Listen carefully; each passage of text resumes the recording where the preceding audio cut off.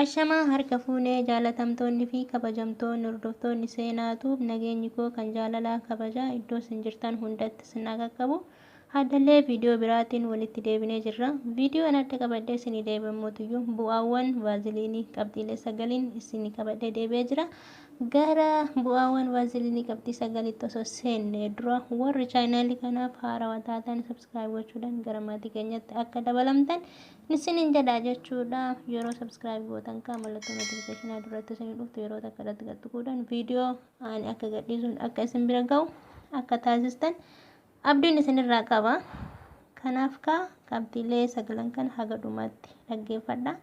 Tokkoffaa irratti bu'aan vaaziliinii jechuudha. Tokkoffaa irratti harka keenya baay'ee bu'aa qaba. Harka keenya yeroo jedhu yeroo baay'eedhaaf meeshaa dhiqnee uffata garaagaraa dhiqnee kan ammoo tuyyuu harki keenya saamunaa keessa kan turu yeroo ta'utti harki keenya akkuma qallaalitti dhodhodhoo'uu fi ammoo tuyyuu shashshakaarra'uu yookaan daalachaa'uu bifa inni qaba jechuudha. Kana galgala yeroo rafnutti harka keenya saamunaan dhiqannee vaaziliin dibannee yeroo bullutti ganama akkuma lafaa kaaneen ofirraa dhiqachuun barbaachisaadha. Kanamaaf hin jedha vaaziliinii kaa guyyaa yeroo fayyadamtanitti bu'aa ishee osoo hin taane miidhaa isheetu baay'ata. Kanaafuu vaaziliinii kan fayyadamu galgala qofa jechuudha. Lammaffaa irratti nyaara ijaa guddisachuuf nyaara ijaa yeroo hin jiru shifaashiftii isa ijarraa nyaara ijarraa san yeroo raftanitti galgala jechuudha. Vaaziliinii fuutanii irratti dibachuudhaan ganama akkuma lafaa kaataniin saamunaadhaan ofirraa dhiqachuu. Kun ammoo tuyyuu nyaarri keessan dhedheeraa fi magaala bareedaa akkasinii ta'u taasisa jechuudha. Sadaffaa irratti bobaa jala rifeensa kan ofirraa haaddan. Akkuma bobaa jala rifeensa keessan ofirraa haaddaniin vaaziliinii fuutanii irratti dibachuu. Kun ammoo tuyyuu maaliif barbaachisa warri jettaniif rifeensa yeroo jileetidhaan ofirraa haaddanitti jechuudha. Yoo okaa hin gubiinsa wayiitti isinitti dhagama waan akka wayii shifaashiftii xixiqqishuu wayii isinirratti bahuutu mul'ata jechuudha. Kanaaf akka hin taaneef vaaziliinii fuutanii irratti dibachuudhaan galgala jechuudha irratti dibachuudhaan ganama akka kaataniin ofirraa dhiqachuu.